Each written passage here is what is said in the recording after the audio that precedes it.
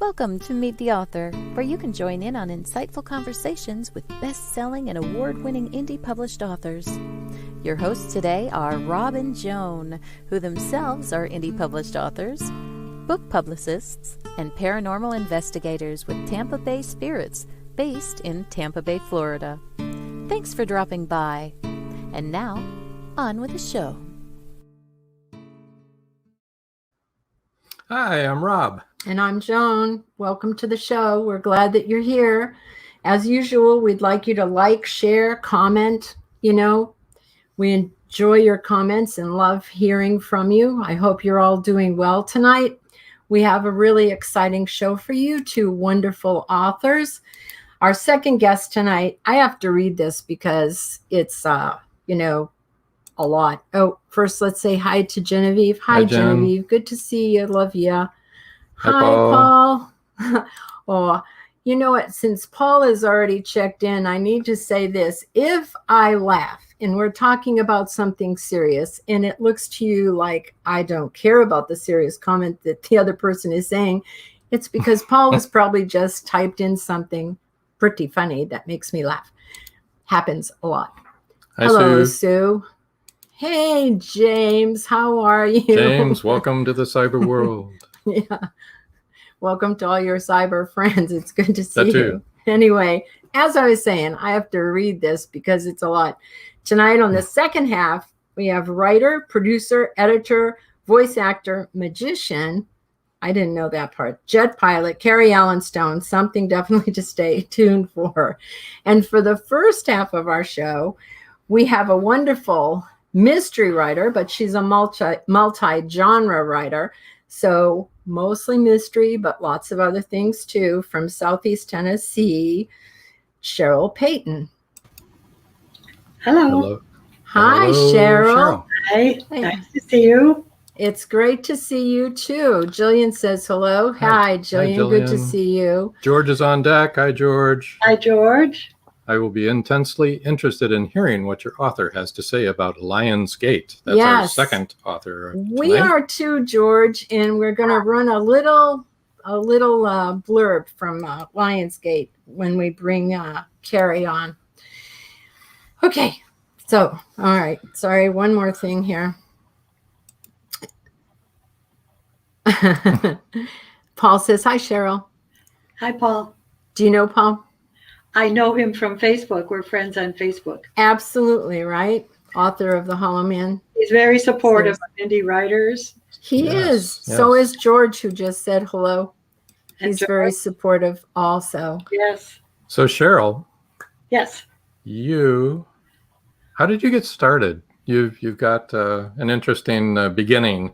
Way back when. Oh, God, don't say that to a woman. Well, not that ever. long. Yeah, it wasn't that long ago. That's a nice way to flatter your person. What the heck was that? Yeah, ancient history. Way back when. No. Lord help us. Okay. Well, I have mentioned in my bios that in various places, something of my background. My mother was a managing editor in a publishing house in the western suburbs of Chicago.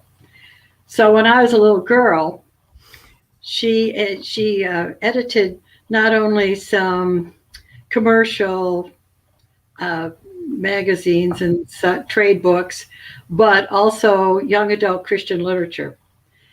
And she was kind of a character anyway. She didn't read fairy tales because she didn't believe in them. She said, your life isn't going to be a fairy tale. So I'm not reading you fairy tales. And then she didn't allow like Dr. Seuss because he made up words. She said, you need to build your vocabulary with real words. You don't need to learn fake words. Okay. So she would bring all these manuscripts. Well, I was like 6. And so she would do her editing, while she was putting me to bed. And she would be reading along these stories, and she would say, do you like that sentence? And I'd say, not really. Why not? I say, well, it sounds kind of dull. You know why? No. There are inactive verbs. I never want you to use inactive verbs. Oh, gee. I'm 6. I don't know. I don't understand. But I'll try. Anyway, so that was sort of my background. I grew up in a home where my mother and I discussed writing techniques and devices and so on. So that it was just part of me. And she always encouraged me to write, but I didn't. I wrote horrible things like poems that I put in Christmas cards with rhyming couplets that were, to put it kindly, amateurish. Now's the time of year when we're all filled with good cheer, those things. And sometimes a little better than that, but not much. But she saw something in me. I don't know. But anyway, my life went on. I was in various careers. I was an interior designer, and I was a paralegal, and I was a social worker. So I was sort of bridged all areas of social standing. And anyway, then retired. My husband and I retired from Chicago. We moved to East Tennessee. And in 2010, this is where my story starts for my writing. It was quite a serendipitous thing. When I think about it still, I just can't believe it.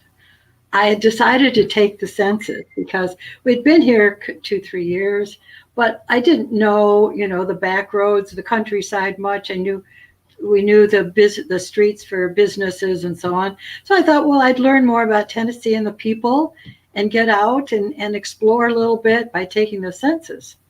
So I took the test and I was hired by the Census Bureau to take the census 2010. Well, what happens is that you go to class. I went to in an industrial park nearby for 5 days, and you take a class on how to present the census to people. And some people don't maybe realize that a census worker visits every address where a form has been sent but not returned. Well, there might be some good reasons they haven't returned them. I think you know what I'm getting at. But I was pretty naive, and so I thought, well, some people move, or people discard things. They don't realize how important it is, or they don't in any information to the government. Thank you very much. There you go. And here in rural Tennessee, we're talking. They probably have a history with Moonshiners.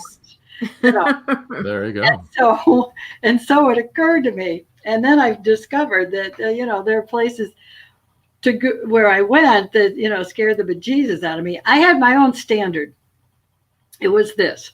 If there were a bed of flowers or vases of flowers set out, potted flowers, I would think probably a woman is in the house, and statistically, women don't kill strangers. So that, that's good news. Yes. So even, appliances in the front yard, if there were flowers, I would knock on the door. But there were places that were scary. So anyway, I was in a group of 15, 20 people. We were to do Loudoun County, which is the city I live in and the surrounding area.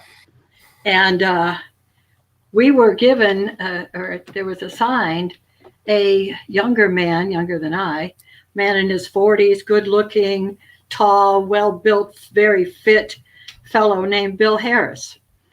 And we were told that he would ride along with the women, primarily, I think only, if they were going to certain addresses or they had been to certain homes and they felt insecure about, approaching the door. Maybe there were dogs unleashed, or, there are various signs that made them apprehensive. So that gave me the final clue. Okay. So anyway, so Bill Harris, when he was riding along with me one day, we got into conversation about one another, and we were spending the day right in the car. So, and he's telling me some of his past, I'm telling him some of mine. And he's saying that he had most recently been a nuclear weapons courier at Y-12. You might know Y-12 is in what was the Secret City in World War II, where the first bomb was made. And I had known of Oak Ridge, or as the Secret City. Anyway, so he told me about his function as a courier, which was something that was new to me, that he would, and there were 27 agents that would form a convoy with 3 trucks in the center. And there was a certain lineup of agents in 9 different vehicles that would drive these nuclear weapons and nuclear material to military installations around the country, like to Pantex in Texas and out to Georgia. And I didn't know anything of this. I thought it was fascinating. Anyway, he told me about this, and then he told me that he was, looking around for another job to settle into, and in the meantime, he was teaching gun safety, firearm, as he would call it, safety, and that he had a website. And he said, as he got to know me, I think he realized, he said, I think you would be like my target audience, if you excuse the expression, because you don't know much about guns, but maybe you would feel more secure. Let's say you're living alone and in the country. And he said, if you would look at my website, I would appreciate your comments on how you think I come across. Are you enticed to take my in-home training sessions and this and that? So in the conversation, I told him a little bit. I said, well, I know something about editing. My mother was an editor, and this is something that I know, proofreading symbols and this and that. Anyway, I just wanted to, give him some street cred that, I could probably do a decent job. So I went through his website, which was several screens. And so I came back and I gave him some refinements. And I said, maybe first off, don't use the word firearm. For someone like me, handgun, is more meaningful. And I said, put some pictures of yourself and, tell people you're married with a teenage daughter, that you're an upstanding citizen and a family man and this and that, and some pictures. He's a good looking man. So I thought that would probably sell a lot of women right there. And so he appreciated that. And then we got into another conversation that led from that. After I did that, proofreading of his, he appreciated, thought I did a good job. He said, I have this short story that I wrote about my work. And he said, maybe you could read that and give me some pointers. He said, I think you know something more about writing. And I'm thinking to myself, yeah, I think I know something more about writing. He had been in the military, been a great marksman. He'd been into Iraq. He had taught marksmanship, in Iraq. He was, as I said, he was a nuclear courier, armed to the teeth. And so, I didn't think he had spent a lot of time writing, So, he brought his short story. We met for coffee, and I read the short story, and it was basically an assault on a nuclear weapons convoy. And so as we talked about it, I said, well, you haven't given any backstory to the characters. They don't come off the page. You don't have any physical description. You don't have a description of, and this guy comes around and shoots, and this guy comes around another corner. I said, this guy doesn't, I don't care if this guy dies or this guy, because I don't know them. Right. You have to give some background to the story. And so I went through the story, and I gave him, wrote, crossed out a lot of things and wrote some things in. So we had coffee. We were about to have coffee. We met with our group, and as we disbanded, he said, well, let's go get a cup of coffee and you can tell me more about the story. He said, I'd like to develop it into a book. So then we're riding in the car a few minutes to a little restaurant here in where I live. And so I'm telling him Well, and the female lead, maybe you should have a romantic interest among the single couriers. There might be one, that would give her another perspective and more relatable, and be another tangent to your story. And you can do this and you do that. Well, we got out of the car, and I still remember he looked over the car at me and he said, "You should write the book." And is that how your first book came into being? I walked across the parking lot and I opened the door of the restaurant. I heard my mother say, "You should write the book," because she always thought I could. And there it is, 6 minutes to midnight. I thought so. I thought it sounded like that plot. And we even talked about the fact that it's no longer 6 minutes, is it? It was then. 120 seconds. 120 seconds. Then it was 6 minutes with the Doomsday's clock. Well, the next morning I sat down and I started on a book that ended up to be over 120,000 words, my first book. Awesome. And so it was that's how it started. It was his story. And I sat down. I was, very naive. I didn't know much about really published writing. Right. And so I opened my chapter, breaking the first cardinal rule, having the character wake up in the morning and think about her day and reflect on her past and all that. Well, I made that chapter too, eventually. Chapter 1, I started with, and then I decided to have the antagonist an unknown to her, but in shadowing her, and gave that more of a storyline. Is I have a murder in the first chapter, so I started off, what is it, race mena, I don't know how to say it, but in the midst of action. And so I learned pretty quick. But then when I was finished with writing it, and I would send Bill a chapter every time I finished one, and he would come back with critiquing how you draw your gun and how you hold it, and that's good. Yeah, that's helpful for a mystery writer to do that the correct way. Right. Just for a minute, I wanted to address a couple of comments. George says, "LOL, it is much easier to slip a foot in your mouth than it is to pull it out." George always has a good pithy comment, and I think that was in relationship to what that was directed. Rob said. Yeah. Nice, George. And Trish Pipkin said Facebook wasn't letting her on, and I'm not happy about that. And Marjorie's here late, but that's okay. And then Trish said stuff like this, I think she means this stuff. Is not a coincidence. That's a great story. Yeah. But that was not a coincidence, especially if you heard your mother saying, right, you write the story. Right. Yeah. So then how did Alex Trotter come to be? Well, and then, I was, flush with the pride of having written a book. Of course. Everyone feels that way. It was a big accomplishment for me. And I contacted Ex Libris for publishing, and they asked me all these questions about the book and so on. And I thought they were going to have, editor sitting around a conference table discussing 6 minutes to midnight is pretty good for a first author. Don't you think? Well, I didn't know a vanity press. And so I thought that they were accepting my book. They were accepting my money.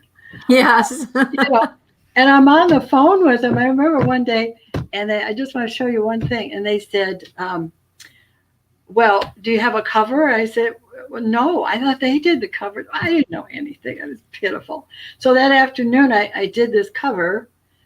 So this is a Atlanta skyline, a mushroom cloud, and, a clock, obviously, 6 minutes to midnight. So I dashed that off. I was an artist by training. That's not a bad cover. It's not bad. No.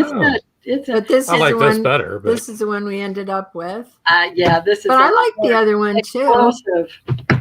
Yes. But anyway, so that's how I got into my. Anyway, so a few months later, my sister-in-law told me about going to Cumberland Island with Rhodes Scholar group. Several people. I don't know, maybe 10. And they stayed at this inn on Cumberland Island, and that there's most of the island is like a game preserve, and there are horses that run wild on the beach, like you might have heard in New England. There's an island, I know, and it's thought that perhaps they're the descendants of pirates' horses when pirates were maybe marooned or sank at sea or something. And then she said, but it was rather spoiled. It was spoiled in the evening. One of the members of the party, somebody's husband, would drink to excess and get very loud and obnoxious and try to kiss the other women and so on. And I'm Great. I'm thinking, gee, I bet his wife would like to kill him. And then I thought, his wife would want to kill him. And then Agatha Christie just descended on me, like a man. And I thought, I see where you're going. Yeah, absolutely. That didn't hurt. So this is right. There's Murder Mobile. That's what you're talking about. The 6th one in the series, but I started with Murder on Bedford Island, and it's all Cumberland Island, and it's this inn I described perfectly, but I changed the names, to protect the guilty. But I really grabbed onto. I loved reading Agatha Christie and other British mystery writers. Me too. The whole idea of an isolated small universe of people that would have both the assailant and the victim, in the same group, and they all appear very upstanding, So my people are murdered on vacation, which I think is a kind of black humor too. Yes. Yeah. So Alex Trotter, he's a tour guide, right? She Alex is a girl. Of course, she. I just wanted to say Chanel likes both the covers. Right. And Sue Pearson also said she thinks they're both great. And then Trish said the island that you just described does sound like Chincoteague. Yes. Which of course was not pirates, but the Spanish that had gone down there, the ship that had gone down. Right. The Spanish horses, which chased us around when we were there. Oh yeah, I've never been there, but we have. It's beautiful, but that fascinated me, and I brought the horses into the story. Good. Yeah, it's sort of almost characters in the story, actually. So to show your diversity in writing, you also have this one that you recently wrote. Yes. It's called Wigged Out, and it's surviving chemo and other intrusions, which, as you mentioned by watching the cartoon, it's not a downer. It's uplifting. Right. And look at how beautiful you look. You're a survivor. Thank you. I'm a survivor anyway. I think you are beautiful. So let's looking at the time. Yeah. Let's get the book giveaway started, and then you can continue your train of thought here. Okay. And what we're going to do here for this book giveaway, the first 3 people to email CHERYLPEYTON@AOL.com will win a copy of either 6 Minutes to Midnight, Murder in Mobile, or Wigged Out, and that's U.S. only. That's because that's a hardbound paperback copy. One person will win one book, so there'll be one book of each book given away. So 3 people, each one will get a different book. Yes. Okay, it's my pleasure. Yes, and I did want to go over your how to reach you. Yes. Facebook is Cheryl.Peyton.3, and Cheryl is spelled CHERYL. Peyton is spelled PAYTON. PEY. PE, did I say? PEY. Sorry, PEYTON. And I'm just saying this for those of you who are listening, who download this later and can't see this. You can reach Cheryl also at Twitter at Cheryl Peyton. And you can reach her on email, which we just said, CherylJPeyton@AOL.com. Right. Okay, sorry, I didn't mean to we'll leave that up for a couple of minutes. And Trish Pipkin says, that's a great title, Wigged Out, so clever. I agree, it was very clever. Also, Trish, she writes books about conversations with her little Havanese, Cody, which is really Conversations with Cody. and you would like a that funny too. one. Yes. Yeah, well, as you know, we have a dog that is very much like Cody and is very opinionated little dog. Chanel says, I had a great aunt that kept dance cards in her pocket to write notes on. And when she died, she had thousands of little notes of all her little get-togethers she went to over 40 years. It was so wild. That's amazing, Chanel. That would be a good book. Yeah. Just saying, if you want to do that, Chanel. There. I'm sorry. So go ahead. Well, Wigged Out covers pretty much from January 1 to January 31, exactly. In terms of my diagnosis and treatment, I had discovered it on my own in December, right before Christmas. But when I called to get a mammogram, I was told that I would need a doctor's referral for a diagnostic mammogram. And of course, she's on vacation and she's probably in the Caribbean. And I said, well, could you just write an email to, no. So I had to sit around and wait all through Christmas. No, I got feeling pretty sure I had breast cancer. Wow. And, yeah, because I had it before. So I was pretty sure what the same signs were there. Anyway, so it just went through, and then I had to have MRIs and all kinds of tests before they finally decided. And then I had chemo because mine was so aggressive. I had chemo first before they performed surgery.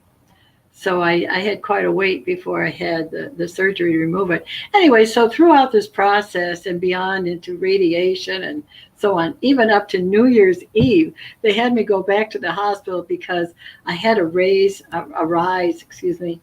in my blood count, and so they thought, well, maybe you have bone cancer. So that's how I spent New Year's Eve. It wasn't a great year. No, not exactly. Doesn't sound good at all. But but there was humor along the way, and so I wrote it that way. And I put a cartoon in each chapter, so if people pick it up, they can see that I'm trying to, get some humor and some positive support, give them support. In this book, so people who might be needing to go through this can see that it's survivable and how the process works out, and that was the point. And I'm not a cartoonist, but I thought, well, that's okay, even if they're not great cartoons, they get the idea. Chanel has a question for you. Have you done a children's book? I have not done a children's book. I suppose my dog book could be read by children, but it's not specifically directed to children. To children, yeah. But I bet you could do a good children's book. I bet you could too. I should try that. Maybe this is another serendipitous moment. I think so. I mean, especially maybe I should. I'm thinking if Chanel has an autistic child. So yeah, I believe that's what she said on one of the other shows. And something towards that would be good since you've already done the surviving cancer. And, right. I bet you'd be good at that. Okay. Trish Pipkin says, Dr. Seuss wasn't a cartoonist either. I think he's a great example of drawing what you can. It often works. Yeah, I think that her drawings are great. And she has them at the beginning of every chapter, just so you guys know. Each chapter is one of CHERYL's cartoons. Mm-hmm. So, yes, you'd be great at writing a children's book. Okay. Well, I will give that some thought. Yeah. I responded to Bill. I still think back, what else would have brought me into writing a book other than, the conversations I had with Bill Harris and now maybe with you. With our audience anyway. Right. Chanel says, yes, her son is autistic. I kind of remembered her saying that during one of the other shows. Well, you're not going anywhere, but we do have to take a break. Yes. So we are going to take a break. When we come back, we're going to have a little surprise trailer on, and then we're going to introduce our next guest. George, get ready with your questions. Yeah. He's been waiting for this. So if you all will just hang tight there. Hang on just a minute. We'll get this cranked up here. See you in a couple minutes. Oh, yeah. Life just got sweeter now that WLFE DB has merchandise. Show your support by purchasing your t-shirts for WLFE, Paratalk Radio, Inside the Drag Closet, and more. But it doesn't stop there. T-shirts, coffee mugs, tanks, buttons, cloth bags, and more. Go to WLFE-DB.com. On the top bar, click on the merchandise tab and bam, there you go. You got merch. Support the shows. WLFE-DB.com. At Indie Book Source, you can shop by genre or by author, and you will be buying direct from the author's main purchase link. We offer hundreds of titles in formats that include ebooks, paperback, hardbound, and audiobook.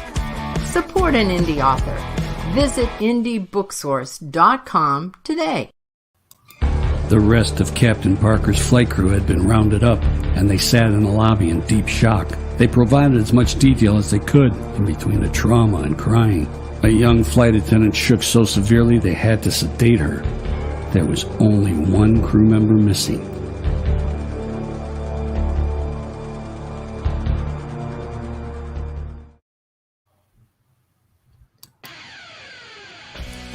WLFE Digital Broadcast Network presents Variety Unlimited Television. Watch shows like Meet the Author Podcast, The Bipolar DM, Just Cindy, Card Pulls and Coffee, Unfiltered Talk with Bryce, and more. That's right, our shows are your shows on WLFE Digital Broadcast Network. And now, back to the show.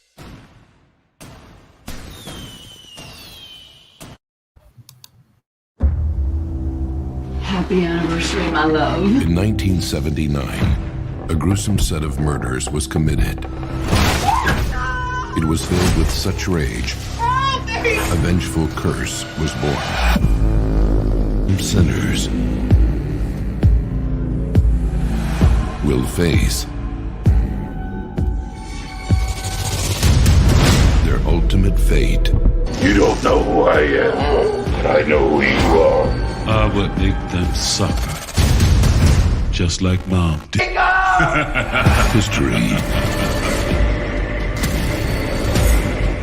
is written in blood. There's no help for you.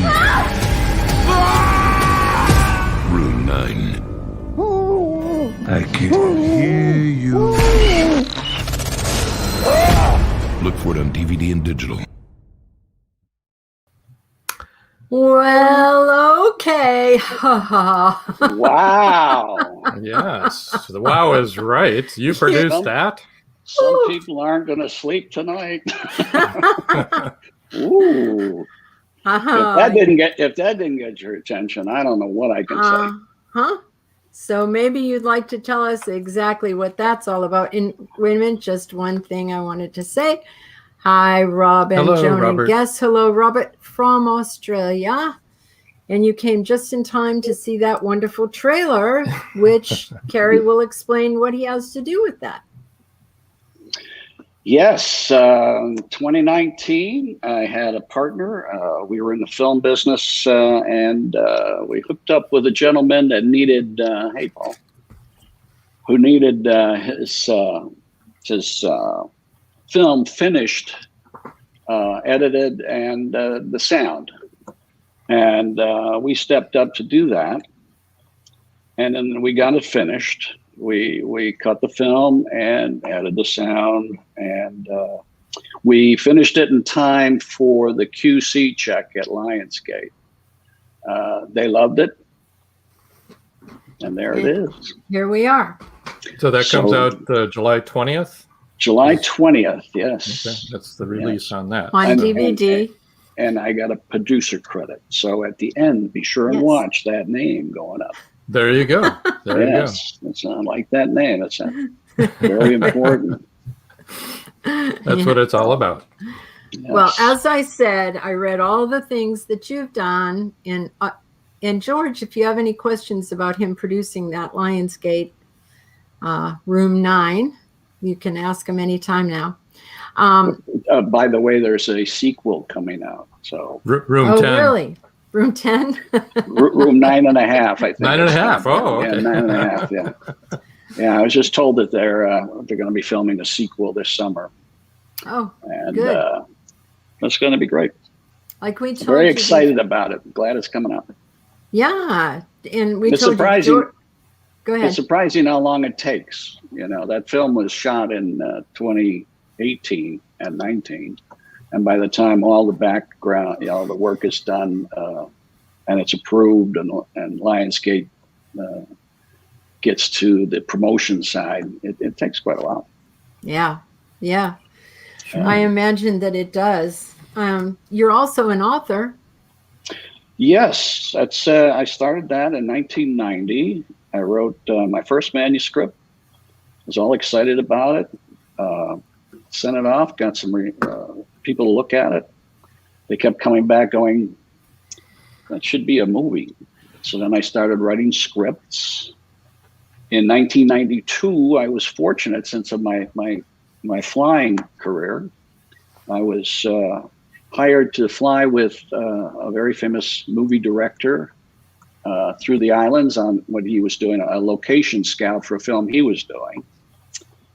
Met him in St. Kitts, picked he and his crew up. Turned out to be Ridley Scott. Spent a great deal of time with him. He actually, when we weren't flying and when we were sitting around dinners and things, we'd sit together, and he'd actually mentored my writing. So that's 1992. And from that point on, boom, I just kept writing and writing and writing and writing. So went into a true crime. I've got a crime fiction series, the Jake Roberts series. I twisted to science fiction. Yeah, that's your newest thing, right? 2018. I got a trilogy, the Siege trilogy. And I'm working on something right now that I want to see out in a film, maybe next year. Awesome. So George, it's been a storied life, but no charges have been filed, so I'm okay. That's good. They're not after you still, so that's George good. Did ask the question. Is statute of limitations ran out? Yeah, sure. There you go. Statute of limitations ran out by now, so I'm good. Is Lionsgate involved only in distribution, George? Would like to know. Yes. They're just doing the distribution of it. We shoot the film. By the way, I'm not specifically a horror guy. Yeah. Genre. Yeah. I guess crime fiction in a way is horror, but I got involved in a project with my ex-partner, and we learned a lot about horror real fast. What was fascinating to me is there's the horror genre has like very famous stars in that business, in that specific genre that for sure, that are in this film, and I learned a lot about that. And well, really cool guys. Trish Pippin says, "Hello, Cary. You're making me want to learn to fly." Haha. I think it was the part about meeting Ridley Scott.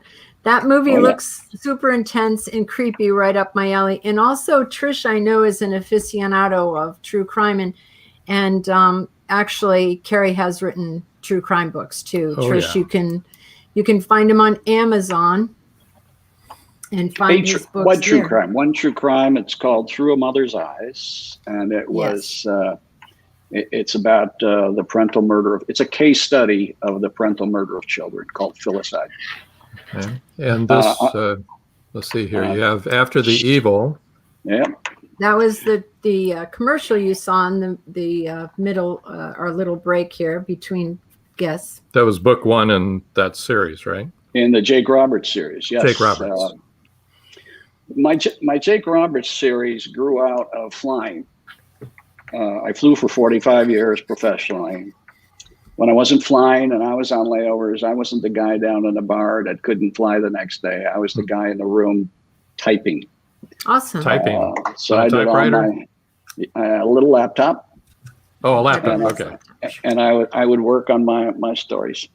And After the Evil actually was a story. For some reason, I thought, wouldn't it be fun for a flight crew member that goes to all sorts of different cities across America or international, and on the layover would commit heinous crimes. Wow. Which means they leave the next day. They leave. And That's there's no good. trace. And thanks for giving those guys all those ideas. Well, it's already been done, though. So I nailed that part. So there's no competition. There you go. That's really good. That's a good idea. The series then advanced through they're all serial killers. But I actually have in the end of the series a gentleman called Richard Graham from a facility, a mental health facility in London. He enters the book, and he is right up there with Hannibal Lecter. So good. that'll keep you busy. Yeah, and then we have the Seeds Then you trilogy. shifted to sci-fi. Yes, always been a very big fan of science. Always followed science. I love Elon Musk is my hero, and I thought, okay, I've got I'm pretty satisfied with the crime fiction. I think I'm going to try something I've always wanted to try. So I wrote a sci-fi book. Then I thought, well, that came out okay. I'm going to write the second part. And then I wrote the third part. And then I added it into the Seeds trilogy. SEED stands for the Strategic Extra Earth Development Site. Perfect. Which is a group of very wealthy of two wealthy men who come together, who plan to create a ship to leave the planet because they think the planet's going to fall apart, which it does. My sci-fi is not a aliens and galactic war sci-fi. The story is about what will we do if we had to leave in the next 20 years with the technology we have today. And it follows through from the development to the dystopian disaster that occurs to them leaving on the ship and where they go and where they colonize and setting up the colony. The colony then, in the third book, has passed 160 years since they left Earth and have had the colony.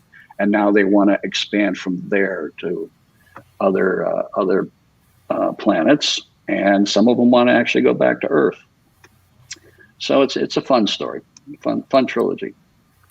So Trish already looked up your book. Cary, I looked up your book Through a Mother's Eyes on Amazon and really appreciate that you give resources for help for those experiencing domestic violence.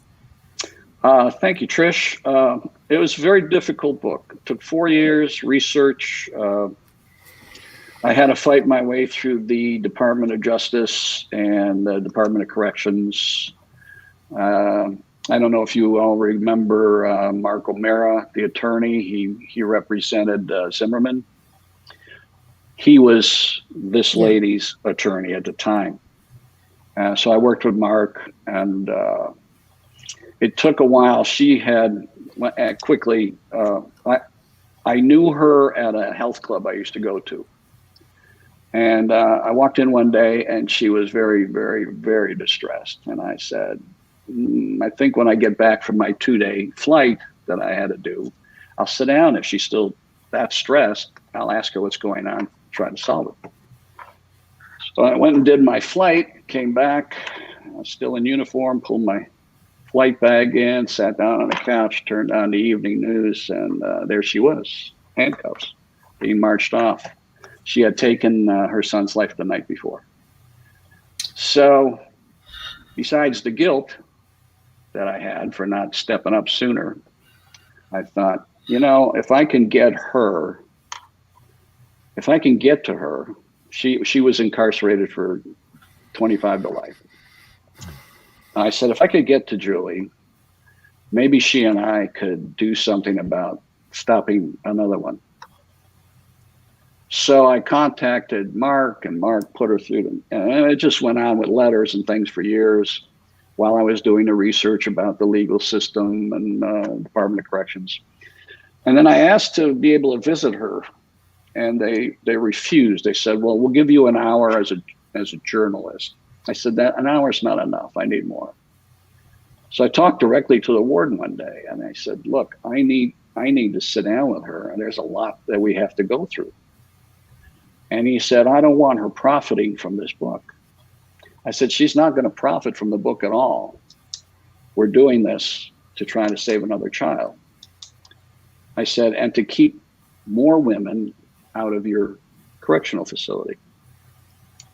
And he said, Mr. Stone, I'm going to give you unlimited time. Give us 24 hours in advance. And from that point on, I sat in a cell with her for 8 hours a day for about a week. We put the book out and that was in 2000. Since then, there have been letters where people have said, I read your book and I changed my mind. Oh, that's wow. That's really, So, that's that wonderful. So awesome. Really, Yeah. you should be so thankful that you wrote that. And Sue Pearson says, thank you for doing the book, and affirms what Trish said. That is so needed. Sue, if you do read the book, it's the book covers everything that can go wrong in a marriage, drug, pharmaceutical drug abuse, domestic violence. Her husband, I remember when I was talking to the detectives, interviewing the detectives, I said, well, I want to go interview him next. And they said, stay away from him. He's not right. He said, it took 6 of us to tackle him in the precinct when we told him. He says, they said, you'll take a bullet in the head. Wow. Wow. She just went through absolute hell. The interesting thing that I want to add is she did take the life of her 6-year-old son, but she was a mom who loved her son more than any mom I think I've ever known, including mine or my kids. She was trying to save him from the husband. So it's not an easy read. Anybody who picks it up. I used to sell the book with a box of Kleenex. Yeah.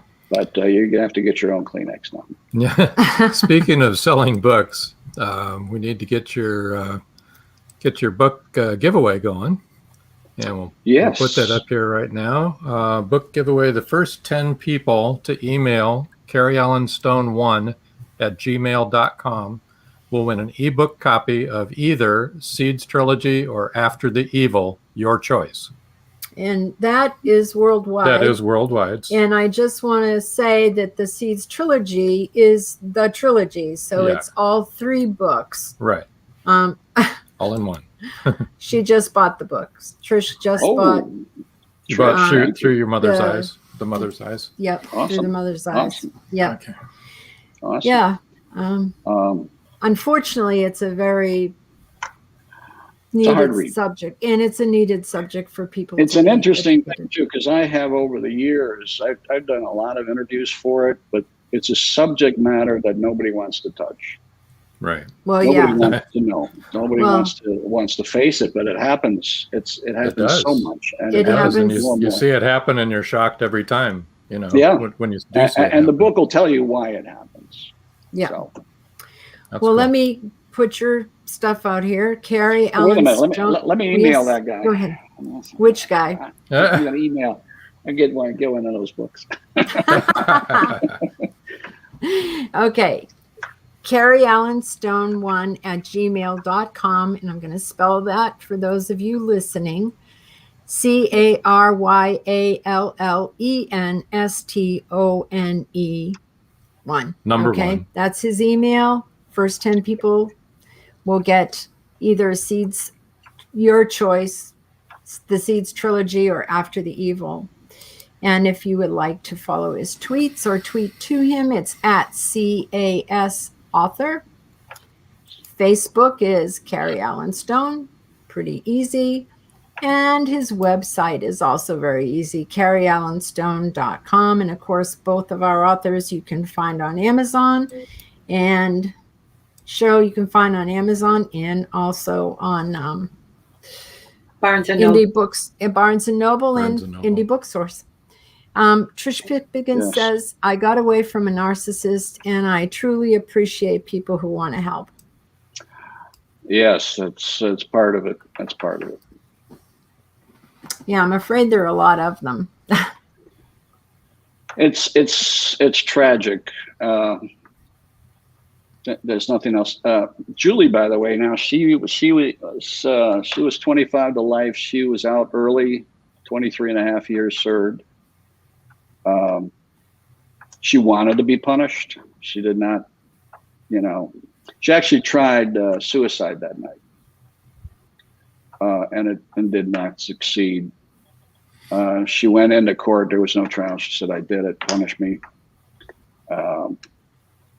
One other thing about that story is how long it took for her to do it. It was an hour and a half. Oh, no. Mm-mm.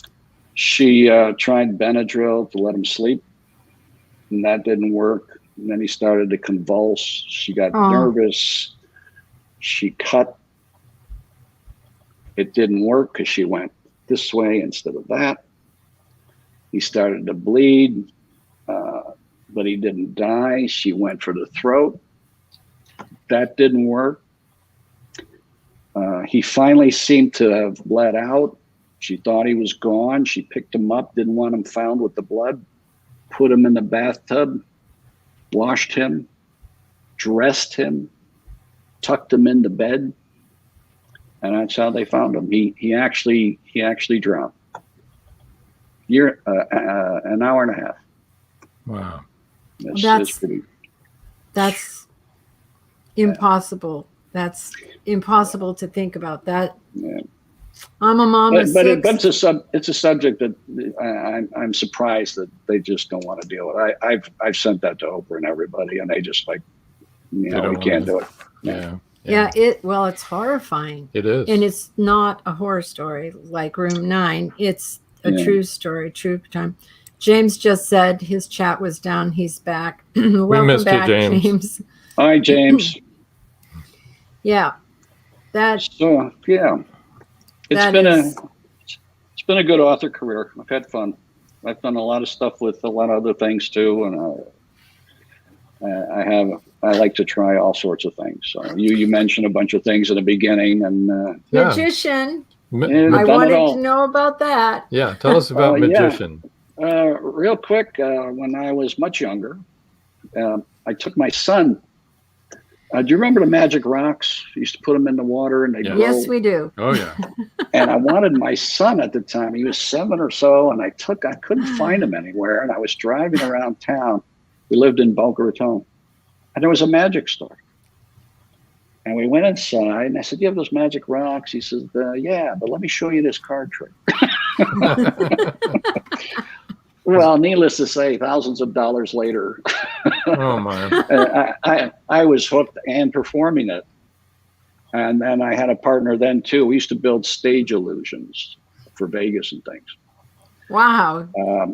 And then one day, I was flying international, and I was down in Bogota, Colombia, on a layover, and I got a knock on the room door, and one of the guys from our operations people down there, he said, "Hi, Captain. I wanted to introduce you to this gentleman, and we'd like to know if you'd be in our magic magazine."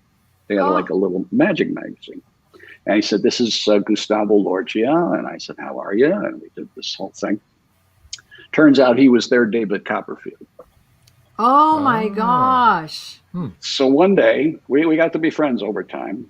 One day he said, he called me up from Colombia, and he said, "Captain Magic, would you come down to Bogota Captain Magic for a magic meeting?" And I said, "Wow, okay," because magicians get together and they sit in a little room and they show each other tricks and card things and stuff. That's how you learn. So I said, sure, no problem. What's the day? And he told me. I said, sure, I can come down there. Next thing I know, he shows up in Miami and he says, I'd like to come up to the house and I want to show you the posters. And I'm like, posters? So he drove all the way up to Boca, and he walked in and he kind of rolls this gigantic 4x6 poster, Gran Noche de Magic, Bogota, Colombia. And I'm representing the United States against professional magicians. Surprise! That's Yeah, the magic trick. I said, whoa. I do comedy magic. This is way over me. But anyway, I went down for this thing. It was a black tie, evening dress, ambassadors, government people, 1,500 people, their kids. And I sat in the rehearsal watching these guys were producing parrots, not doves, parrots. And I'm like, my God, I can't, this is way over my head. So he said, come on up and practice. And I said, there is no practice. I just wing it. Oh, God. So that night I showed up down there. It was packed, and it was my turn to go up. And I walked to the edge of the stage and I said, you've just seen the most amazing magic. These guys are great. I said, but I want you to remember Captain Magic. So what I'm going to do is I want to volunteer from the audience, a young lady, please. And like everybody came running up, picked one of them. And I said, I stood her on the stage. I said, so you remember me, I'm going to cut her in half, which I did. And did the whole illusion thing. It was awesome. I spent the rest of the night. It was so cool. Signing autographs, taking pictures with families. It was really fun. Really fun. Like that. I mean, I couldn't have ever come up with something that cool. You said that you were going to do a magic trick for us, right? No. Oh, you didn't say that. Yes. Yeah. Oh, no, I did. At the end of this, I'll disappear. Oh, okay. All right. There you go. So anyway, no, I did the magic, and that was actually the last time I ever performed any magic, because I thought I can't beat this. This is great. But I did comedy. I did stand up. So that kind of stuff for me is easy. I love going up and doing. I did that for 30 years. When I was having a good time. So all that stuff, the stand-up, the films, the voiceover, all of that, it's just stuff I love to do. And it's been a lot of fun, and it's still not over. It's still not over. I got 3 films that I've been working on lately, and I'm writing, and there's so much more for a 68-year-old guy. There you go. So who is your all-time favorite magician, Trish wants to know? And plus, James Ricard said, LOL. Well, I actually met a lot of the famous ones. What's his name? Copperfield taught me a really cool rubber band thing. Just rubber bands with your hands. And it was so cool. And it's something you can do this close to you, and you just can't figure it out. So I learned that from him. Lance Burton in Vegas. We used to hang out with him when we were in Vegas all the time. He was awesome. Gustavo is still performing down there. He's please come back. Please come back. Yeah, a lot of good people. It's cool. So we're at the hour mark. We have a little bit of time left. We can stay CARY, on a little bit longer CHERYL, than the do you hour, guys people. have any questions for each other at all, or have any comments? Or I loved your story, Cheryl. Oh, thank you. I love yours. Nice. Yeah, it's looking good, and you got it down. You got it down. Oh, and before I do anything else, I should have done this in the very beginning. I want to thank Rob and Joan for all the stuff you two have done for authors all these years. Oh, you have been so supportive and so helpful. And for independent authors, it's a struggle. Mm-hmm. So you have always been in our got our backs. So we appreciate that. Thank you. Yeah, you're welcome. Thank you. Thank you. Thank you both. Our pleasure. And Yes. James says, absolutely. Thank you, James. Thanks, James. Carrie, I So just we'll, want to ask you one question. Have you ever told anyone how you do a magic trick, ever explain it? Or is that, it seems to be a code among these magicians that you never tell how a trick works. Is that pretty much true? yes, I'd like yes, especially when it comes to like escape thing with handcuffs, you never tell the police. You never tell them how you do it. You just do it. How you get out of the cell and everything. They just, you can never reveal that to them. All right, I gave you an opening there. Penn and But, Trish says, Penn and tell or tell. You know, they do. Oh, they Now, They do magic, tell. Okay. everybody tells everything. It's not as quiet as it used to be. When I was doing it, it was a secret. Now you can go on YouTube and just about see anything you want. In Who was fact, that a lot guy, of those Angel or something, that was in Las Vegas? He used to Peter be there all the Angel, time. what's his name? David Angel, I think. David. He was so good. He was an illusionist, Mhm. you know. Well, there's guys that perform everyday magic, stage magic, and then there's the guys that Chris Chris. Angel. Chris. That's it. That's it. Yeah. that are so creative in their own magic. They Yeah. create their own magic, and those are Yeah. the ones to watch because they Yeah. want you don't know their secrets. Yeah, he was, I mean, we watched him and he did stuff that I'm just like, okay, wait a minute now. You just can't figure it out. Yes. Nope. James said Penn and Teller are a special case. They are a special case. That's a way of saying it. Yeah. How do you get away with your whole career not speaking? Unless you're, And that's unless his, you're Harpo. That's his, yeah, Harpo did it and he Right, did it. right. And that was both Harpo and him really did it even in when they were doing interviews with people and everything. I mean, it's just never like, broke. yeah, they're No. never broke character. Stayed in character. Yeah. That'd be impossible for me because I just can't shut up. I just keep talking. Now, Keep Trish talking. says, Carrie, my husband would love to get into voice acting. Do you have any advice for those starting out in voice acting or voiceovers or even reading Audible books? Because I know that you do Yes. your own Audible books. And you do a good job, by the way. Really well Thank you. done. Thank you. I've done You're some welcome. movie trailers and things. Yep. The first thing you want to do is get yourself a small studio in your house. Find a closet. A closet's great. Wait a minute. I And just have to interrupt for a minute. George thinks he's magic. He made 4 wives disappear. I'm sorry. That I makes you didn't the want to be magician. laughing during while you were talking about this serious thing, and I was going to laugh because that's funny. Okay. Go ahead. Now, All right. Get a now, closet. Cheryl, you might want to talk to that gentleman because that may be a story. Yeah. 'Cause he Yeah. didn't mention how he made him disappear. No, I noticed that. That was the first thing I noticed. The first thing I saw is, oh, how did you do that? Anyway, It's go. like the one guy came into the flight ops one day and he says, "Oh man, my wife got broadsided at an intersection," and I said, "How fast were you going?" Ba-dum, boom. Yeah. Uh, Okay. So voiceover- first, there's find a two things. closet.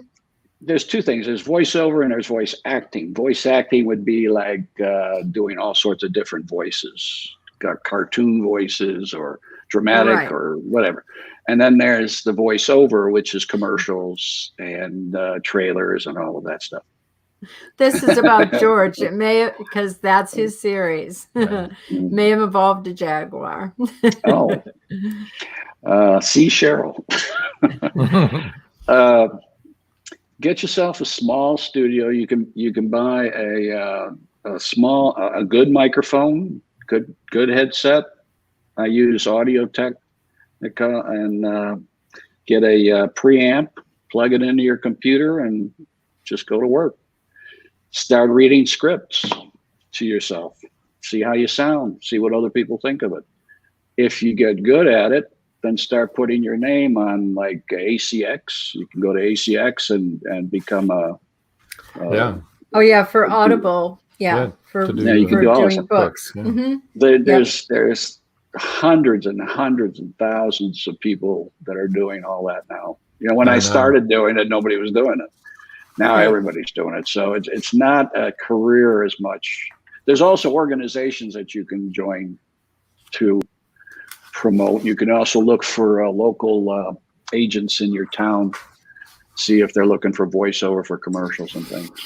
Yeah, it's sort of like being an author nowadays. Everybody's doing it. There's one or two books on Amazon, that's for sure. Yeah. Good old Amazon. There you go. Good old Amazon. So, well, that thing about the Jaguar involving a Jaguar is because that's what George writes. Oh, no, he said it didn't involve a Jaguar. George is going to correct the Jaguar statement. It involves screwing up really bad. So they must have really screwed up bad, huh, George? Those wives screwed up really bad. Trish says thank you, Carrie, for answering that. So thank you, Trish. Well, I hope you guys all enjoy Room 9. It looks pretty scary. Yeah, it looks pretty intense. Yeah. Don't watch it alone. You have the best of horror actors in there. They're strangely enough, if you go on we if you got go that, on George. IMDb, you'll see the actors in horror are actually their star meters. They got better star meters than movie actors, which I was surprised. But horror is a very popular genre, I think. So if I have the opportunity to get involved in Room 9, I would get a chance to meet, because I came in at the tail end. We did the cleanup work, so I wasn't on the set for that one. But it's going to be a great film. Yeah. And anyway, I just did want to say before everybody leaves, I wanted to say again, and I haven't said it the past couple of shows, if you read a book and you like the book, please leave a review. It helps all of us so much. If you leave a review, and when you leave the review and you like the book, please say why you like the book. What is it about the book that you like? Because then people who are looking for that will say, oh, that's what I like. I think I'll give this a shot. James says, yes, and that is the truth, isn't it, James? The reviews make a big difference, I think. And the only problem I have with reviews is not if they're bad. It's if Amazon takes them off. Which they do. Yes, which we talked about. I thought maybe it was magic. Maybe you did the wrong trick or something. No? Yeah, it's Amazon. I don't know how they disappear, but I had 4 books with all of my reviews disappear. So I don't know. That's terrible. I know, that's broke my heart. Yeah. But reviews do matter, and it means a lot to the authors too if you do that. Absolutely. It does. We really appreciate it. And Trish even if says, you hate it. Yeah. Even if you hate it, just say it. Yeah. Tell me what you didn't like. At least there's interaction. Well, as long as it's constructive, not just that's trash. We don't need that. But constructive criticism always helps. What you didn't like. Exactly. Too wordy, not wordy enough. That's all opinion. Right. Tonight has been a lot of fun. Both Carrie and Cheryl are excellent storytellers and very funny. Yes, both of them are really funny. They are. And we needed that this week after last week. We do. That's for sure. We needed a lighter show. And by the way, I did go back and watch that. Did you? That was fascinating. Yes, it was. That was fascinating. Interesting, right? It was crazy. So Paul says, thanks, Joan, Rob, Cheryl, and Carrie. Another great show. Thank you so much, Paul. Thanks for always being here. Paul, I love your books. Me too. He's great. Yeah. James says, tonight was another show with 2 really good guests. Yeah, I agree, James. Thank you. James. Margaret says, sometimes the review count goes up, but the review can't be seen. Crazy. I know. Right. It is so weird, isn't it, Marjorie? And Sue Pearson says, very wonderful. Yeah, it was a really fun show. Well, I want to say the audience that we have thank you that follow this show, you guys are amazing. We appreciate all the comments. The more comments we have, the more connected we are, the more connected our guests are. And we really appreciate all of you. But guys, aren't they a great audience? I mean, really. Yeah. They really get it. They know what to ask. They do get it. We do. have an intelligent, insightful audience, and we appreciate them all. Yes, we do. I like the feedback. I like the instant feedback. Sure. Yeah, I do too, and I love, our guests from all the way in Australia showing up. And George says he enjoyed it very much, and we enjoyed your comments Thanks, as George. usual.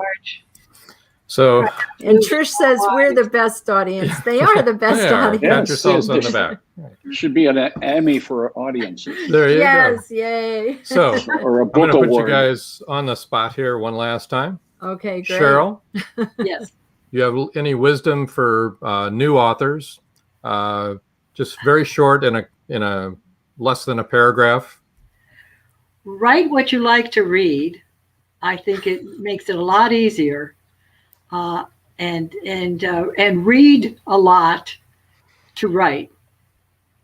I have to There say you go. something about that. The other day, Paul Hollis posted, everybody tells you to write what you like to read, which is true. And that is true. And we're not saying that isn't true. It's very good advice. But he said after you've had to rewrite it 3,287 times, you don't like it anymore. And that's the truth, isn't it? Oh my God, the editing drives you crazy. Oh, yeah. So, Carrie, I'm going to pose the same question. Do you have any advice for new authors? Yes, if you want to be an author, realize that before you start, you must be dedicated. You have to be disciplined and dedicated, because just saying I always wanted to write a book doesn't do it. That's right. You have to sit down, concentrate, research, and be dedicated to the craft. And every time you do write, you got to improve your craft. You don't stop. You just make it better every time. That's right. Very good. Even if Very you good. just write a little bit every day and just keep at it, it helps. Yeah, I don't do the outlining and all that stuff. Nope. I come up with the first line and the last line and the title, and then I go to work. George says, be prepared for rejection no matter how good you are. And that is the truth, George. Sure. Mm-hmm. Sure. Paul said, excellent advice from both of you. Thanks, Paul. Yeah, that was funny, though. Well, we've enjoyed it very much. This was fun. It was. Thank you so much. Cheryl, thank you. You too. Carrie, thank you. Hold on. Hang We're on. going to be right just, with you. Just sit right where you're at. I'm going to kind of scoot you over there. So hold on to your chair for a second. Whoop. There you go. All right. There you go. Do you have anything you want to add or subtract? I guess I should tell you. Let's see who follows us at 8:30. Inside the Drag Closet. Don't forget, and check out all the other wonderful shows we have on our radio station. Right. And next week, we do not have a show. The 21st will be a no-show for us. You can come. You can come and sit and just watch a blank screen if you would like. Chat amongst yourselves, maybe. Chat amongst yourselves. On the 28th is our next show, live show, and that'll be episode 19, believe it or not. 19 episodes already. Wow. Seems like we just got started. Author Del Jones, he writes in the sports area, and Rick Benson, he's a fantasy author. Oh, and we're going to get Rick Benson in here. I've had some of those. Yeah, me too. But sports and fantasy are kind of. Oh, I should have worn my Lightning shirt. We won the Stanley Cup. Yeah, Tampa Bay. There you go. All the way. There you go. Congratulations. Thank you. I did it myself. You did. It was my watching every game that made it come true. There you go. They couldn't have done it without you. Couldn't have. There you go. Okay, well, until next time. That's all, folks.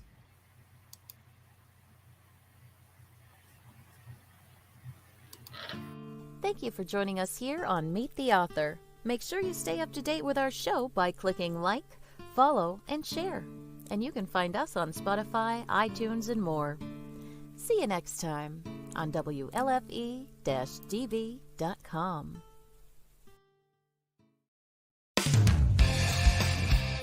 You've been listening to WLFE-DB.com, where our shows are your shows.